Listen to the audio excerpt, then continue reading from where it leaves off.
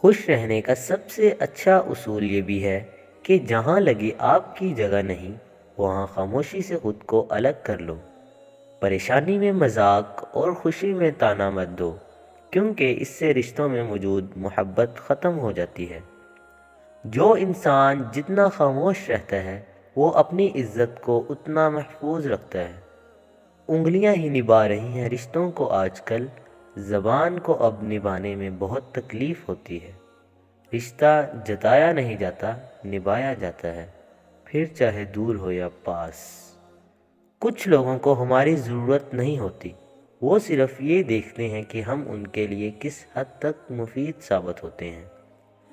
کسی کا دل توڑ کر معافی مانگنا بہت آسان ہے، لیکن اپنا دل ٹوٹنے پر کسی کو معاف کر دینا بہت مشکل ہے۔ اپنی زندگی ایسے جیو کہ اللہ تعالیٰ کو پسند آ جاؤ۔ دنیا والوں کی سوچ تو روز بدلتی رہتی ہے۔